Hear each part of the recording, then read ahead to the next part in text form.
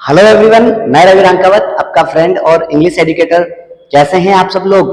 I hope आप सभी बढ़िया होंगे और मेरी क्लासेस को एंजॉय कर रहे होंगे। दोस्तों, हम बात कर रहे थे प्रीपोजिशन की और कुछ पार्ट्स हमने प्रीपोजिशन के डिस्कस कर लिए हैं। तो चलिए बिना देरी किए आगे शुरू करते हैं। आज हम बात करेंगे यूज ऑफ विद। विद का प्रयोग कहाँ कहाँ होता है प्रीपोजिशन के रूप में, उसकी बात करते हैं। एक सेंस देता है विद से या के द्वारा के अर्थ में, यानी कि अगर हम किसी इंस्ट्रूमेंट या टूल्स यानी कि इंस्ट्रूमेंट्स या टूल्स यानी औजार की अगर बात करें, मतलब किसी वस्तु को इंस्ट्रूमेंट के रूप में या औजार के रूप में अगर काम में लेते हैं तो वहां पर टू का यूज होता है। जैसे I write with a marker, I write marker, मैं लिखता हूं मार्कर से। तो अब मार्कर एक इंस्ट्रूमेंट के रूप में काम में आ रहा है, तो यहां पर क्या आ जाएगा, I write with a marker. ऐसे ही लिखा, he cut his neck the sword, उसने गर्दन काटी स्वॉर्ड से। तो से का अर्थ आया है तलवार के द्वारा गर्दन काटी। तो तलवार किसके रूप में, इंस्ट्रूमेंट के रूप में काम आ रही है, सल्टाने के, है ना। तो he cut his neck with the sword. कई बार ऐसे लिखा हुआ जाता है, आई राइट पेंसिल या आई राइट इंक। और एक सेंटेंस और लिख सकते हैं, आई राइट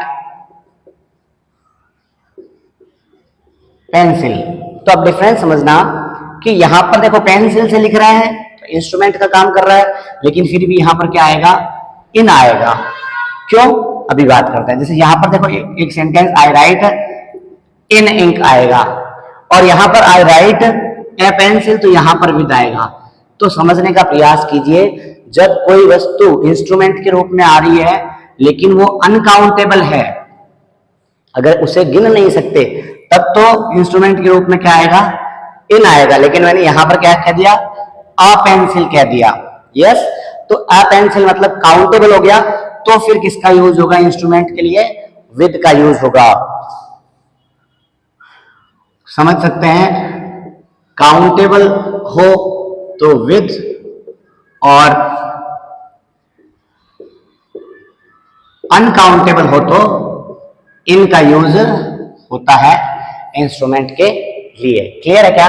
ऐसे ही चलो अगली बात करते हैं, अच्छी बात करते हैं, लेकर, साथ साथ या के साथ। जैसे आई या he went to office his wife, वह ऑफिस गया विद हिज वाइफ, अपनी पत्नी के साथ या साथ साथ, है ना। वी,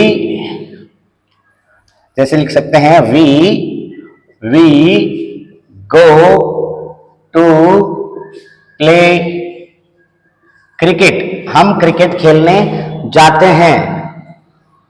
और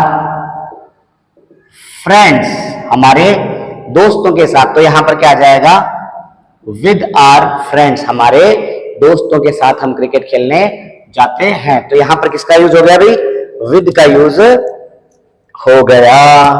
ऐसे ही आगे देखो क्या लिखा है, के बावजूद, मतलब इन स्पाइट ऑफ का अर्थ भी विद देता है। जैसे all my property I am unhappy. तो विद ऑल माई प्रॉपर्टी, मेरी सारी जायदाद के बावजूद, आई एम अनहैप्पी, मैं खुश नहीं हूं या मैं दुखी हूं।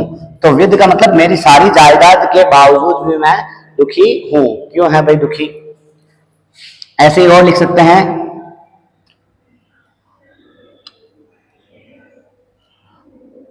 With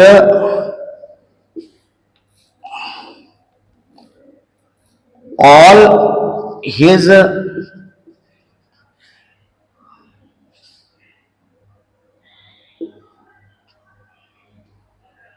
power he is helpless. तो अपनी सारी पावर के बावजूद ही इज हेल्पलेस, वह असहाय है। तो यहां पर किसका यूज करेंगे हम? विद का यूज करेंगे। विद ऑल हिज पावर, अपनी सारी पावर के बावजूद ही इज हेल्पलेस, वह असहाय है। तो मतलब के बावजूद के सेंस में भी हम विद का यूज कर सकते हैं। ऐसे ही आगे देखो, से यानी कि कारण बताने के लिए भी हम विद का यूज कर सकते हैं। से या के कारण, है ना।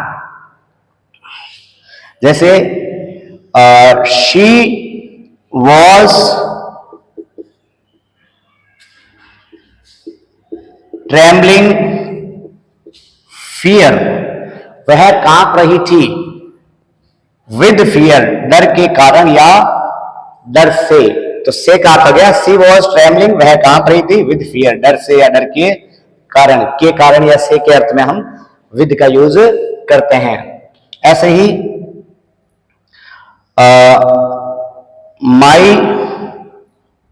माई wife's eyes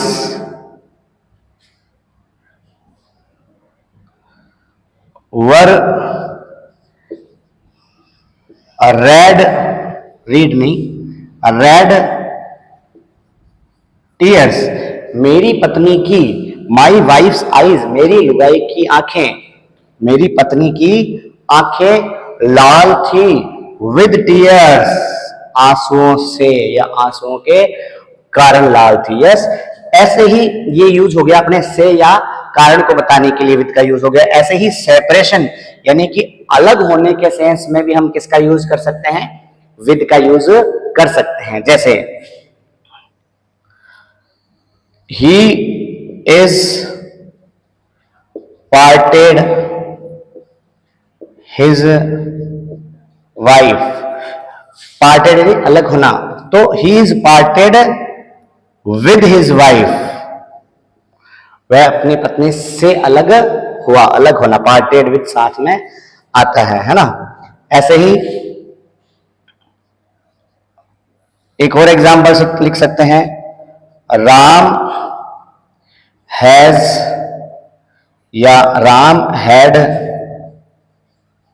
parted Sita, Ram had parted with, तो Ram had parted with Sita, Ram Sita से अलग हुए, तो सेपरेशन का भाव आ रहा है।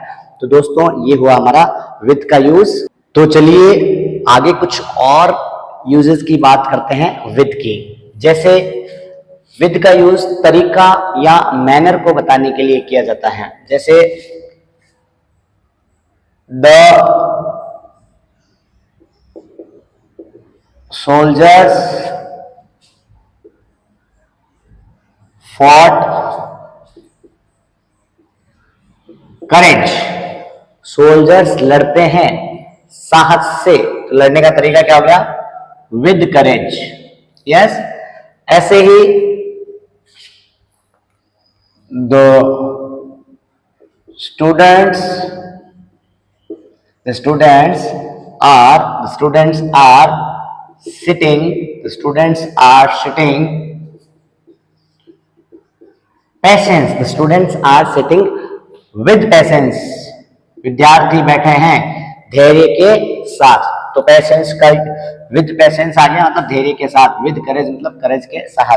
तो किस तरीके से बैठे हैं, तरीका बताने के लिए भी हम विद का यूज करते हैं। ऐसे ही किसी चीज से अगर हम सहमत हैं या किसी चीज का विरोध कर रहे हैं, है ना, जैसे आई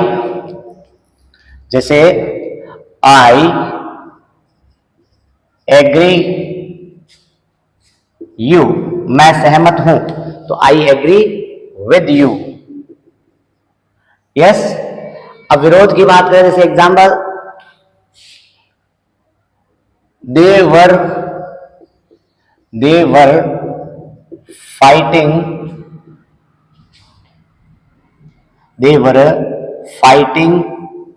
the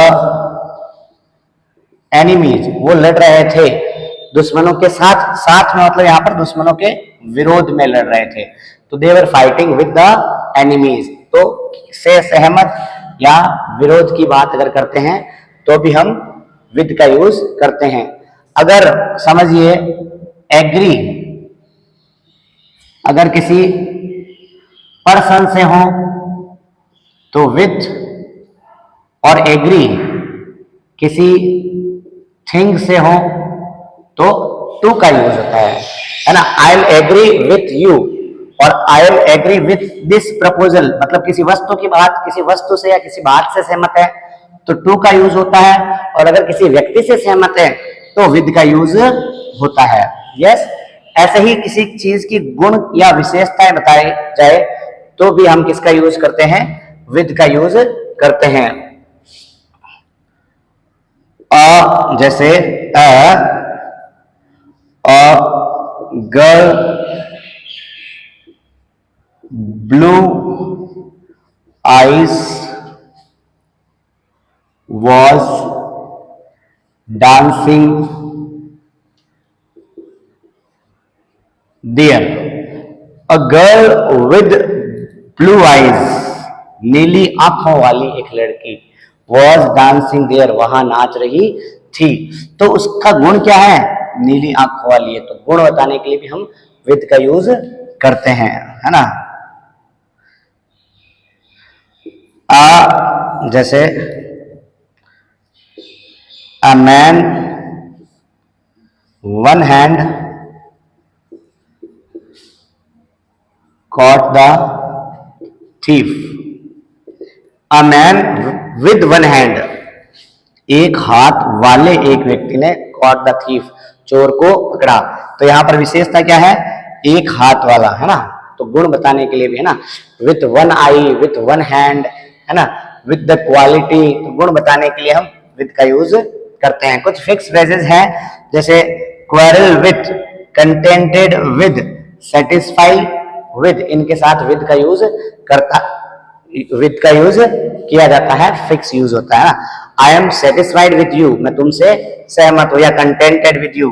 He was quarreling with his sister, तो with का यूज कुछ फिक्स फ्रेजेस के साथ होता है। आगे बात करते हैं यूज ऑफ विदाउट। विदाउट का मतलब क्या होता है, के बिना या किसी चीज को छोड़कर या से रहित के अर्थ में हम विदाउट का यूज करते हैं। जैसे आई